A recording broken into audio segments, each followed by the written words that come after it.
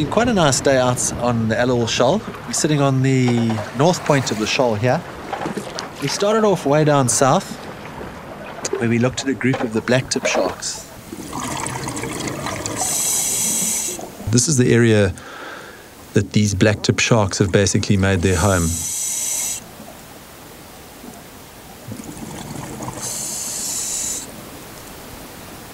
The upper water column is their home, and you can really see how fluidly they move. Agile, pelagic predators. All of a sudden a dolphin appeared from below me, and the sharks were still bunched around me near the surface. The dolphin was on its own and wasn't very brave, was quite timid, not coming too close.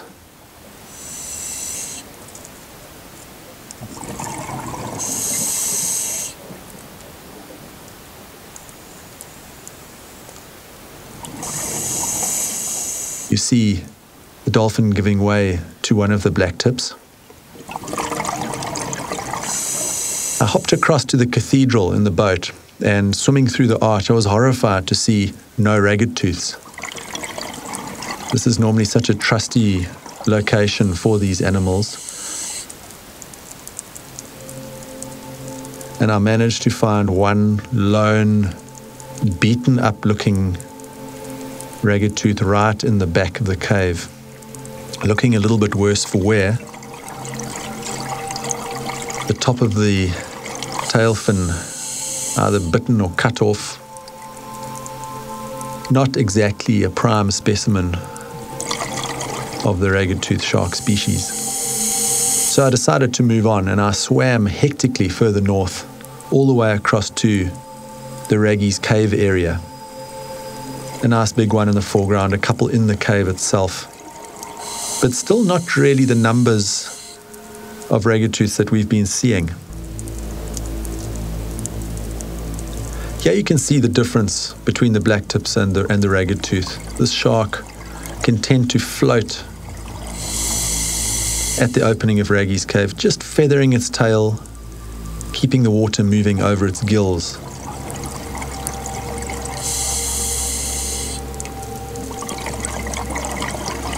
The ragged tooth also like to spend a lot of time right near the bottom, in dark crevices, and are far less agile and far less frenetic, and don't seem to have the same sort of insatiable appetite. Out on the sandy patches, the sharks had congregated, having moved out of the darker caves. And this is a change. I mean, maybe we're seeing something evolving here in the breeding cycle of these sharks. But plenty of sharks away from their usual strongholds, which is a change for us.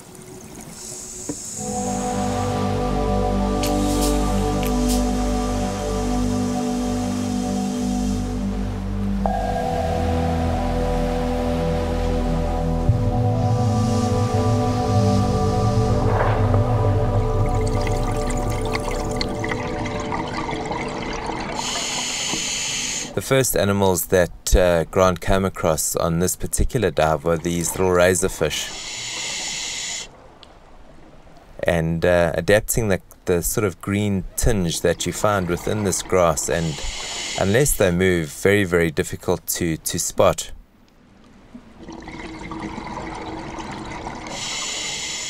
There is quite a bit of structure within the estuary, and most of it comes in the form of old trees and old root systems that have over the years been brought down by the currents and by the rivers, and a lot of animals use these particular structure systems for refuge and for hiding.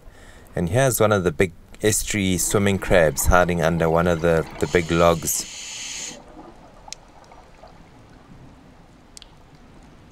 And once you start really diving into the beds of the seagrass, you start coming up with all sorts of strange animals. One of these little animals that Grant found this morning was one of the conger eels. An eel that spends most of his life in the sand will come out at night, and he's more of a nocturnal feeder than feeding during the day.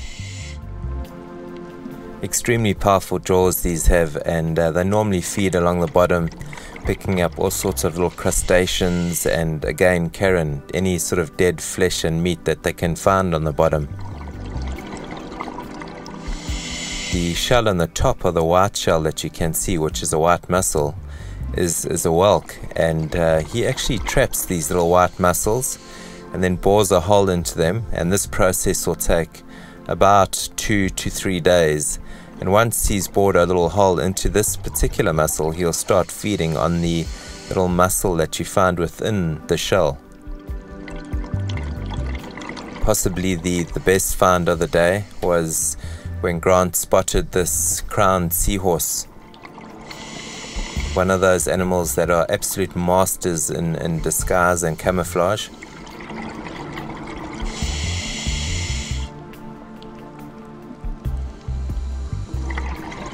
This animal was actually hunting, and you don't often see them hunting during the day, and what he's feeding on is tiny little crustacea, those little things that you can see floating around. He mainly uses his tail for holding on and anchoring himself down to the bottom on any structure that's within his grasp. Here he's using the seagrass and some of the other weed that's we found floating on the bottom. Another fantastic day here in Pomen, and another one to really remember.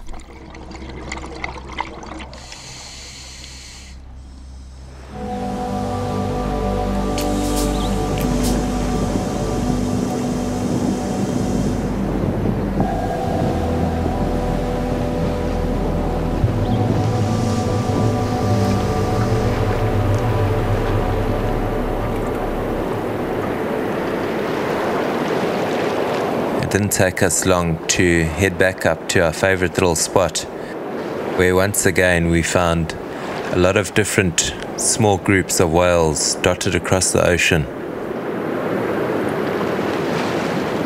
This small group that you can see here seemed to be 2 smaller males and 1 larger female, and obviously the males were competing for the female's attention.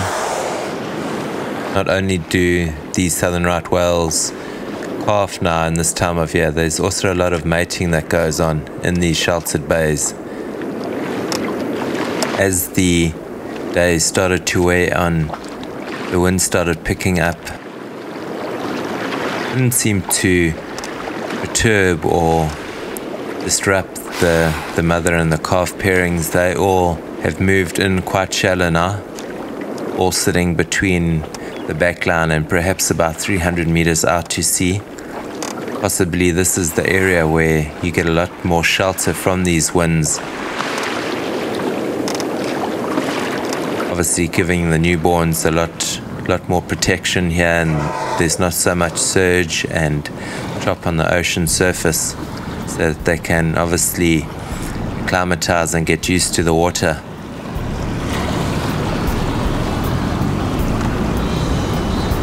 To get in amongst these huge southern right whales is just an absolute privilege.